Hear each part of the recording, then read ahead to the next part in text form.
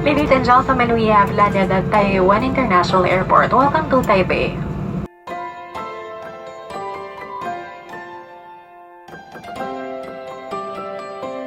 Two hours after our plane took off from Manila, Philippines, we arrived at Taiwan International Airport. We were then greeted by a hallway that led us to the immigration after a few minutes of walking. We lined up and waited for our turn on the immigration check after filling out the arrival card handed to us previously. Past 2 o'clock in the morning, we got inside Taoyuan International Airport. We proceeded to Bank of Taiwan to exchange our money to the country's national currency, NTD. Ensure to proceed here immediately because the queue can be really long. It will be helpful to check the exchange rates or bring USD for conversion. Based on our experience, USD conversion rate was better than Philippine peso, our homeland's currency. Here are 2 scenarios to illustrate. Compared to scenario 2 whereby the 50,000 peso was directly exchanged to NTD, the 50,000 peso in scenario 1 was first converted to USD before exchanging it to NTD at Bank of Taiwan on the day of our arrival. This resulted to the money being worth 1,020 NTD more. We then walked around and soon found Unite Traveler to pick up our Wi-Fi and easycards.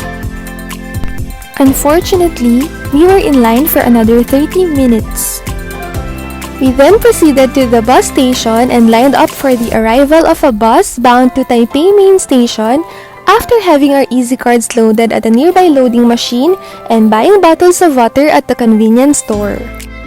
Finally, we got on one of the buses past 4 o'clock in the morning. We then took a taxi and dropped off at Xi-Ning South Road to get our hotel key for self-check-in. The hotel key was secured in a mailbox, password of which was sent via email before our arrival. We then walked to our hotel after securing the key which allowed access to the hotel's lobby. Our room was secured with a digital keypad door lock, password of which was likewise messaged to us by the host prior to our arrival. The room was relatively small and just right for 2 persons. 2 things I liked most about this place were, number 1, it was cheap compared to other hotels we've checked. Number 2, the hotel's location was very accessible. I liked that we could walk to Ximending Night Market from our hotel. Honestly, the building looked old from the outside. Fortunately, we haven't encountered any major problem during our stay.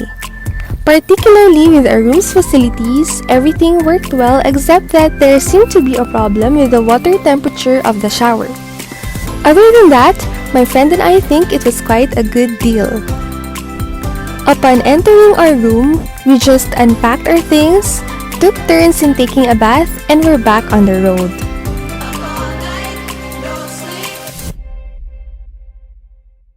Ay, kabisado, magkakabisado kami.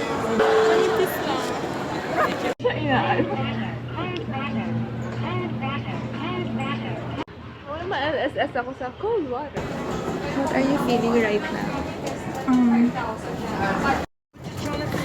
Welcome to Taiwan. See you on my next vlog!